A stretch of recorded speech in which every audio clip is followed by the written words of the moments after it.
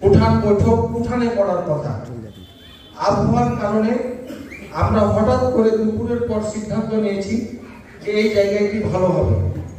এটি আবহাওয়ার কারণে আমরা যে আজকে উঠান বৈঠকটি করছি, উৎসাহ যোগাচ্ছে কে? আজকের এই উঠান বৈঠকের উৎসাহদাতা হচ্ছে নগর পরিচালন ও অবকাঠামো উন্নয়ন প্রকল্প।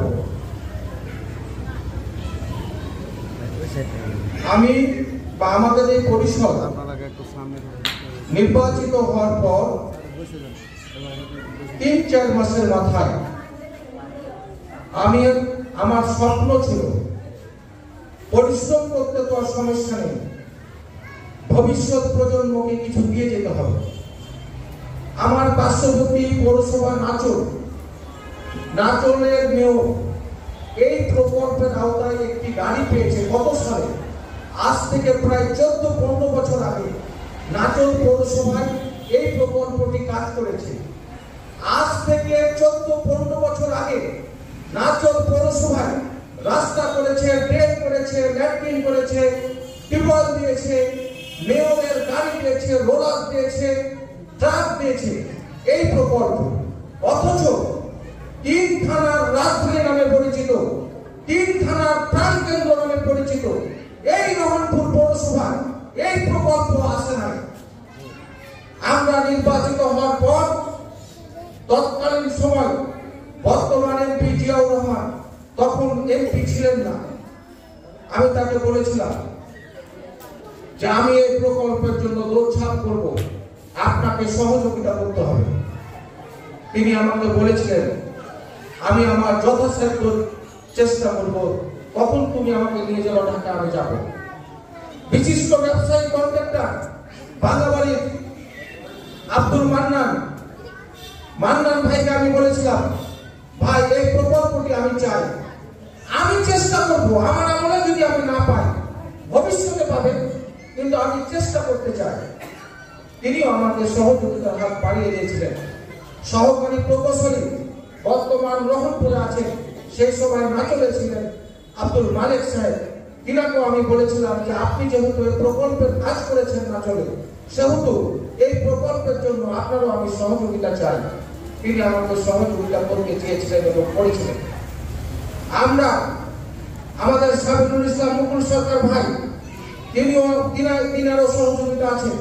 আমরা 4 জন একসাথে ঢাকা গিয়েছিলাম। আমি মিথ্যা কথা বলি না, খুব চেষ্টা করি মিথ্যা কথা না বলা। যার যেটুকু অবদান, সেই অবদানের কথা স্বীকার করব। সে আমার শত্রু হয়ে যাক আর বন্ধু থাক। আমরা 4 জন ঢাকায় গিয়ে আজ থেকে প্রায় 3 বছর আগে তদবির করেছিলাম এই নগর পরিচালন অবকাঠামো উন্নয়ন প্রকল্পটি আমাদের পৌরসভার অন্তর্ভুক্ত হওয়ার জন্য রহনপুরের নামটি। এই প্রকল্পটি বেশ কিছুদিন আগে আমরা আলোর মুখ দেখি। আমরা 22 কোটি টাকার টেন্ডার দিই, যেটি রহনপুরের ইতিহাসে একটি ঐতিহাসিক টেন্ডার বলে আমি মনে করি। যে টেন্ডারের উপর আপনাদের তেঁতুল মোড় থেকে স্টেশন পর্যন্ত আরসিসি কাজ হবে, লাইটিং সহ। ওই সড়ক জনপথের কাজটি হচ্ছে বলে আমরা এই কাজটি শুরু করিনি। হয়তো আমরা এই মাসের মধ্যে এই কাজটি আমরা করব। এই সরকার কাজ আছে, যে কাউন্সিলরের বাড়ির ওখানে কাজ আছে, আপনারা দেখেছেন। আমরা কাজ করতে চাই, আমরা গল্প শোনাতে চাই না, আমরা গল্পের বাস্তবায়ন চাই। সেই বাস্তবায়ন আলোকে এই নগর পরিচালন অবকাঠামো উন্নয়ন প্রকল্পের আজকে উঠান বৈঠক। আজকে যদি আপনাকে কোটি কোটি টাকা দিয়ে রাস্তা করে, ড্রেন দেয়, আপনাকে স্যানিটেশন দেয়, টিউবওয়েল দেয়, কোটি কোটি টাকা যদি আপনার এই রহনপুরের মাটিতে খরচ করতে চায়, তাহলে তারা যদি কিছু সহযোগিতা চায়, সেই প্রকল্পকে আমরা কি সহযোগিতা করতে পারবো না? পারবো না? আমরা তারা কি সহযোগিতা চাচ্ছে? তারা কঠিন কোনো সহযোগিতা চাচ্ছে না। তারা চায় বিদ্যুতের বিল বকেয়া থাকবে না পৌরসভা। আমরা যখন দায়িত্ব গ্রহণ করি তখন 2 কোটি 57 লক্ষ টাকা বিদ্যুৎ বিল বকেয়া। দায়িত্ব নেওয়ার পর চিৎকার করে বলতে পারি 1 টাকা বাকি আমরা বিদ্যুৎ বিল রাখিনি। বরং তখনকার বিদ্যুৎ বিল আর এখনকার বিদ্যুৎ বিল আকাশ জমিন তফাৎ। তখন বিদ্যুতের দাম যেটা ছিল সেই বিদ্যুতের দাম আজকে 3 গুণ 4 গুণ বেড়ে গেছে। আমি গত মাসে বিদ্যুতের বিল দিয়েছি 5,31,000 টাকা, কারণ আমরা দুইটি পানির পাম্প বানিয়েছি। আমাকে কিছু কাজ মহান রব্বুল আলামিন সরাসরি মনায় বুদ্ধি দিয়ে করাতো। আমরা যখন লক্ষ্য করলাম চরম গরমের সময়, তাপের সময় পানি সংকট, 5 নম্বরের স্টেশন পাড়ায় পানি পাওয়া যায় না, ওই ডাক বাংলা পাড়ায় পানি পায় না, কলোনিতে পানি পায় না, মাস্টার পাড়ায় পানি পৌঁছে না। তখন আমরা চিন্তা ভাবনা করে বদ্ধভূমিকে একটি পানির পাম্প করলাম। যে বদ্ধভূমি উঁচু জায়গায় পানির পাম্প করার কারণে আমাদের প্রেসার কম লাগে, স্টেশনে পানি আসতে সময় লাগে না। আজকে এই জন্য 5 নম্বরের পানির সমস্যার সমাধান হয়েছে। আপনি পানি ব্যবহার করবেন, আপনি ট্যাপ ছেড়ে দিয়ে ওই সকালে নাস্তা করার পর 4টি থালা বাসন পরিষ্কার করতে গেলেন, ট্যাপ ছাড়াই আছে, চলে গেছেন চুলায় রান্না করছেন, ট্যাপটি ছাড়াই আছে, পানি চলছে, তাহলে এটি কার ক্ষতি? ট্যাপটি বন্ধ করতে কি হাতে ব্যথা হয়ে যাবে? ট্যাপ বন্ধ করতে হাত ব্যথা হবে না। আমরা যদি একটু সচেতন হয়ে ওই ট্যাপটি বন্ধ করে দিই, তাহলে এটি রহনপুর পৌরসভাকে সহযোগিতা করা হলো। আপনাদের একটি বিষয় জানতে হবে, পৌরসভার কর্মচারীর বেতন মেয়র সহ কাউন্সিলরের সম্মানী। আমি যে এক কাপ চা খাবো, আপনাকে যে আমি 200 টাকা সাহায্য করবো, এটি সরকারের টাকা নয়, এটি আপনাদের টাকা। আমি যে মাসে সম্মানী পাই, কাউন্সিলর যে সম্মানী পাই, কর্মচারীর যে বেতন পাই, সব জনগণের টাকা নাই, সরকার 1 টাকাও দেয় না। এটি আপনাদের জানা নাই, না এটি জানা নাই আপনাদের, আপনারা জানেন না। এই কারণে 10 মাসের বকেয়া বেতন ছিল কর্মচারী প্রায় 9.5 মাসে। আমরা এসে প্রায় 50% কর্মচারীর বকেয়া বেতন দিয়েছি। আপনাদের বিশ্বাস না হলে সব কর্মচারী আমার লোক না, কর্মচারীকে জিজ্ঞাসা করে নেবেন যে মেয়র যে লেকচার দিয়েছে সে লেকচারের কতখানি সঠিক, আপনারা জেনে নেবেন। এই জন্য নগর পরিচালনা অবকাঠামো উন্নয়ন প্রকল্প আপনাদের কিছু সহযোগিতা চাই। আপনি বাড়ি পরিষ্কার করবেন না, আপনার বাড়ির আঙিনা পরিষ্কার করতে কি অসুবিধা? আপনি যেখানে সেখানে ময়লা ফেলবেন, আপনার বাচ্চা কাচ্চারা কি ওই ময়লা ঘাঁটবে, অসুস্থ হবে, আপনার ওই বাচ্চাকে মেডিকেলে নিয়ে যাবেন, ওষুধ কিনবেন, কার ক্ষতি? মেয়রের ক্ষতি, কমিশনারের ক্ষতি, রানু চাচার ক্ষতি? আপনার সন্তান অসুস্থ হচ্ছে, আপনার সন্তানের জন্য ওষুধ কিনছেন, আপনার ক্ষতি। আজকে মহিলাদের বেশি টাকা হয়েছে কেন? মহিলাদের টাকার কারণ হচ্ছে আমরা যে প্রসঙ্গে কথা বলবো আপনাদের কাছে, এই প্রসঙ্গগুলো পুরুষের চাইতে মহিলার সহযোগিতার বেশি প্রয়োজন। আপনার মাগরিব হয়ে গেছে, আপনার সন্তান 8-এ পড়ে, 9-এ পড়ে, 10-এ পড়ে, মাগরিবের আজান হয়ে গেছে, নামাজ শেষ হয়ে গেছে, আপনার বাচ্চা এখনো বাড়ি যায়নি, তাহলে কি আপনার বাচ্চা কোনো বদমাশের সাথে, কোনো টোকাইয়ের সাথে, কোনো সন্ত্রাসী কর্মকাণ্ডে জড়িয়ে গেছে? আপনি মা যদি খোঁজ না নেন, বাবারা তো সকালে বেরিয়ে গেছে, বাবা বেরিয়ে গেছে সকালে, দিন রাত পরিশ্রম করে, সন্ধ্যার পরে রাত্রে যখন বাড়ি আসে ছেলে তখন ঘুমায়, সকালে যখন বাবা বেরিয়ে যায় ছেলে তখন ঘুমায়, ছেলের সাথে কথা হয় না। এই জন্য মাদের সহযোগিতা বেশি প্রয়োজন। আপনাকে জানতে হবে কেন মাগরিব পার হয়ে গেছে, আপনার সন্তান বাইরে আছে, তাহলে আপনার সন্তান খারাপ পথে যেতে পারে না। আমি মেয়র, রহনপুর পৌরসভার অনেকে পরে পৌরপিতা, অভিভাবক, নগর পিতা। আমার সাথে যারা থাকে, আমার বন্ধু বান্ধব, তারাকে জিজ্ঞাসা করি, আজকে মেয়রকেও মা রাত 10টা পার হলে ফোন দেয়। আমার মা আজীবন রাত 10টা পার হলে আমাকে ফোন দিবে।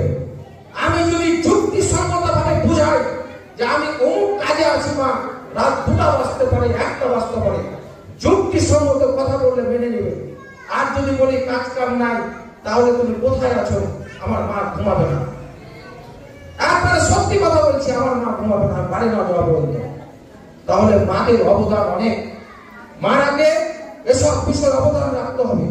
আপনার মেয়ে 13-14 বছর বয়স, 15 বছর বয়স, আপনি বিয়ে দিচ্ছেন, 1 বছরের মাথায় আপনার মেয়ের বাচ্চা হয়ে যাচ্ছে, তারপরে আরেকটি সন্তান, তার স্বাস্থ্যের অবনতি হচ্ছে, স্বাস্থ্যের ক্ষতি হচ্ছে, শাশুড়ি শ্বশুরের সাথে ঠিক মতো কথা বলতে পারছে না, স্বামীর সাথে ঠিক মতো চলতে পারছে না, এই মেয়েটির তালাক হয়ে গেল, আর ক্ষতি।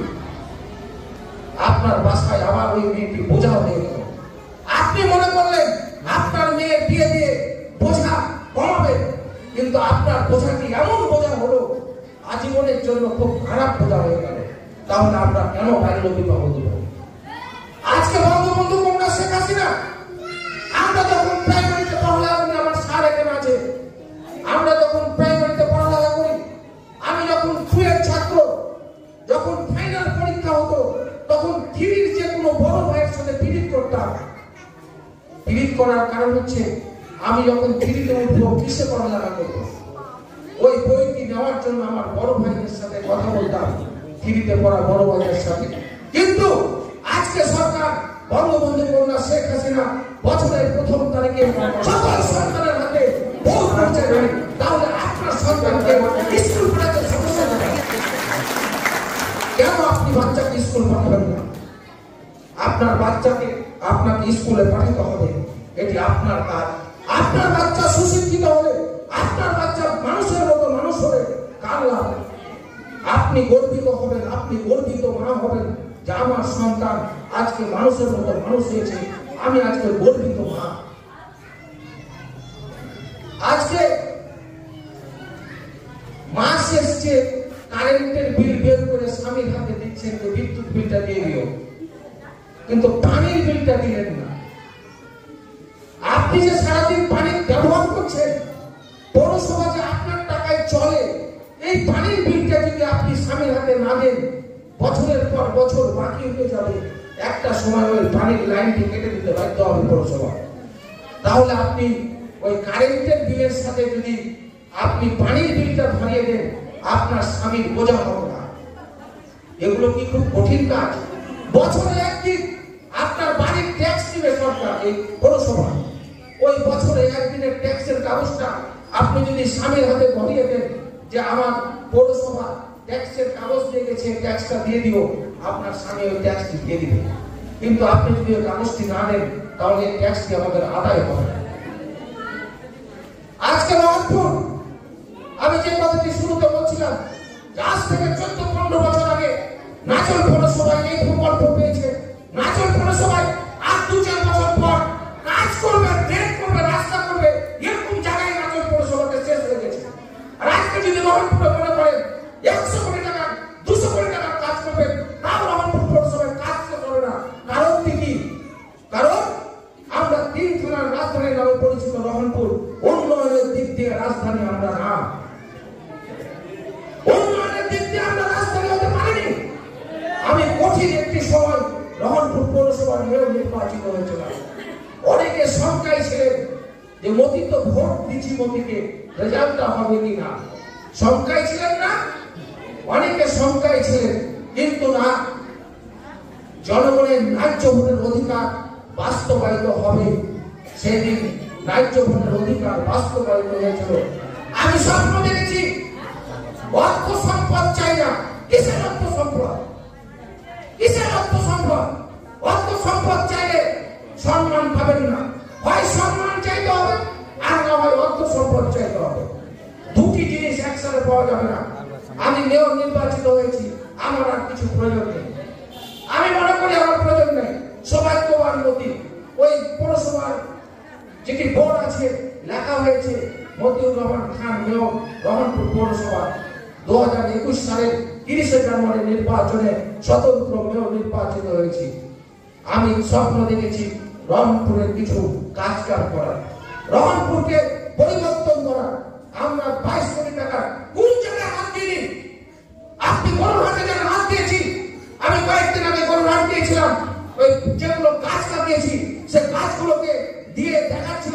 একজনকে বললাম যে নাম করবে না মানুষ, কোনো দরকার নাই নাম করা।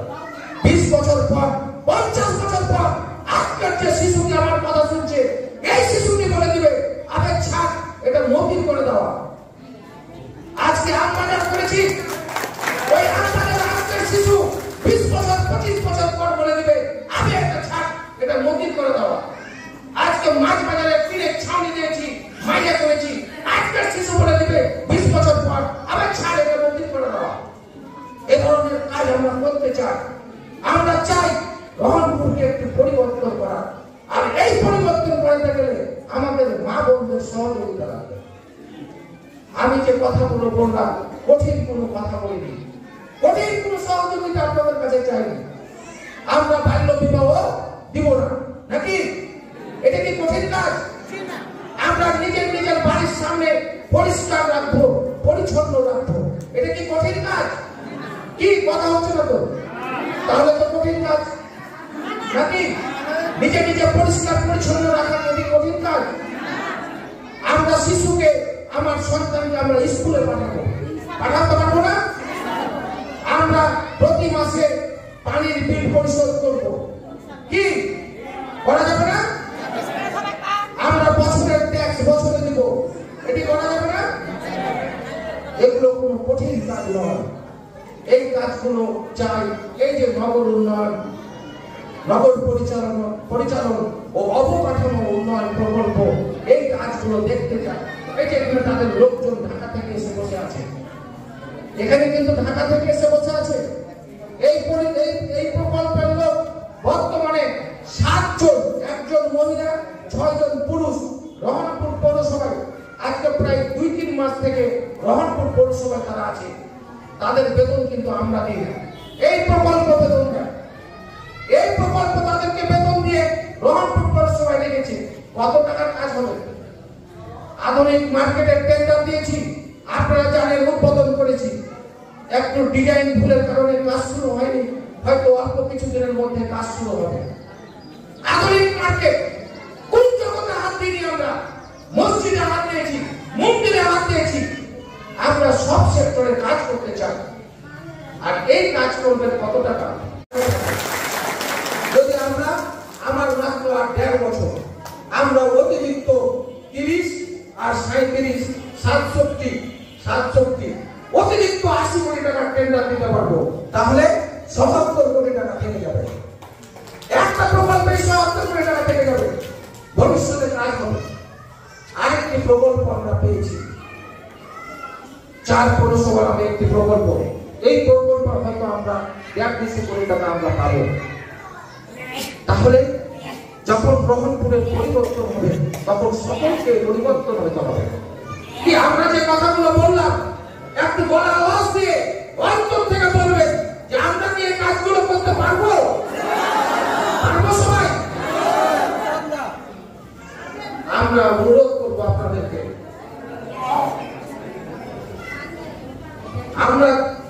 আমরা অনুরোধ করতে চাই, আমরা যে কথাগুলো বললাম, যে সাহিত্যগুলো চাচ্ছি আপনাদের কাছে, এই সাহিত্যগুলো কোনো বিষয় না। আরেকটি মজার ঘটনা, এই প্রকল্পে কি কি হয় এটা আমি আগে থেকে জানতাম, মেয়র হওয়ার আগে থেকে জানতাম। এই জন্য আমি 11টি গ্রাম দিয়েছিলাম নিম্ন আয় এলাকা। অনেকে এটা নিয়ে কথা বলেছে, এই আমি তো বড় লোক, কেন আমার এলাকাকে নিম্ন আয় দেওয়া হলো? আমরা 11টি গ্রাম দিয়েছিলাম নিম্ন আয় এলাকা। কারণ হচ্ছে আমি আগে থেকে জানতাম যদি প্রকল্প এই নিম্ন আয় এলাকাগুলোকে বেছে নেয়, নজরে নেয়, তাহলে এখানে স্পেশাল কিছু বরাদ্দ হবে। যেটি আলোর মুখ আমরা দেখতে পেয়েছি, অলরেডি দেখে নিয়েছি। 5টি গ্রাম তারা অনুমোদন দিয়েছে, তার মধ্যে 5 নম্বরের আছে এবি স্কুল পাড়া। এবি স্কুল পাড়ায় তারা 1 কোটি টাকা দিয়েছে। 5টি গ্রাম এবি স্কুল পাড়া, হজিরাপুর, ডাইনপাড়া, রহমতপাড়া, বেতারপাড়া, গম্বুজপাড়া, 5টি গ্রামকে কয়েকদিন আগে তারা কর্মশালার মাধ্যমে কর্মশালা দিয়ে 5 কোটি টাকা দিয়েছে। 5 গ্রামে 5 কোটি টাকা দিয়েছে। এই 5 কোটি টাকা 1 কোটি টাকা করে গ্রাম। সেই গ্রামের মহিলারা একটা সমিতি খুব তাড়াহুড়া করে 2 বছর আগে তৈরি করেছিল। খুব তাড়াহুড়া, অনেককে জানতেও দিতে পারে পারিনি আমি, মানে তাড়াহুড়ার জন্য। আমরা ওই 15 জনের যে কমিটি আছে, এই কমিটি সিদ্ধান্ত নেবে এখানে টিউবওয়েল দরকার, এখানে ল্যাট্রিন দরকার, এখানে ড্রেন দরকার, এখানে রাস্তা দরকার, এখানে একটি কমিউনিটি সেন্টার দরকার। তারা সিদ্ধান্ত নিয়ে তারাই কাজ করবে, শুধুমাত্র আমরা দেখাশোনা করব। তাহলে এগুলো রহনপুর এগিয়ে যাচ্ছে।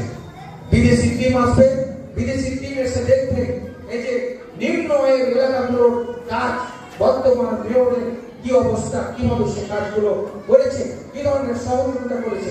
যদি তাদের পছন্দ হয়, তাদেরকে যদি ভালো লাগে, তাহলে দেখা যাবে তারা আরো বরাদ্দ বাড়িয়ে দেবে। আমরা হিসাব করেছি সেদিন এবি পাড়াতে 1 কোটি টাকা খরচ করার মতো টাকা মানে জায়গায় নেই। হজরাপুরে আছে, গম্বুজপুরে আছে, টাইম পাড়ায় আছে। তাহলে আজকে এক সময় আমরা ড্রেনের পিছনে বুঝেছি ড্রেন কোথায় আছে, আর আজকে টাকা আমাদের পিছনে ঘুরছে যে টাকা নাও, কাজ করো। তাহলে আজকে রহনপুরের পরিবর্তন করেছে। আমি অনুরোধ করব আমাদের মাদের, আমাদের দ্বারা সে কাজ করা সম্ভব নয়। বাবা যেমন সারাদিন পরিশ্রম করে জীবিকা নির্বাহের জন্য ইনকাম করে, মারাও কিন্তু পিছিয়ে নেই। মারা আজকে ইউনো, মারা আজকে প্রধানমন্ত্রী, আজকে ডিসি, আজকে এখানে ইউনো মহিলা, আজকে সেনাবাহিনীতে মহিলা, পুলিশও মহিলা, মহিলা আজকে পিছিয়ে নেই। তাই আমি অনুরোধ করবো মা বোনদেরকে, আমরা যে কথাগুলো, যে সাহায্যগুলো চাচ্ছি, যে সহযোগিতাগুলো চাচ্ছি, এই সাহায্য সহযোগিতাগুলো আপনাদের কাছ থেকে আমরা আশা করছি। আপনারা সবাই এই সাহায্যগুলো করবেন তো নাকি? সবাই আমরা আমাদের পরিচ্ছন্ন কর্মী 50টা পরিচ্ছন্ন কর্মী নিয়ে যদি রহনপুরে প্রতিদিন কাজ করি, পরিচ্ছন্ন করা আমাদের পক্ষে সম্ভব না। কারণ আর যখন আমরা সবাই আপনারা সহযোগিতা করবেন, তখন দেখবেন আমাদের পরিচ্ছন্ন কর্মীর প্রয়োজন নেই। আপনারাই আপনাদের নিজ নিজ জায়গাকে পরিষ্কার পরিচ্ছন্নতা রেখেছেন, তাহলে রহনপুর মডেল সম্ভব। তাই আমি সকলের সহযোগিতা চেয়ে আপনাদের প্রতি কৃতজ্ঞতা জ্ঞাপন করে, অনেকক্ষণ থেকে এত গরমের মধ্যে বসে আছেন, আপনাদের সকলের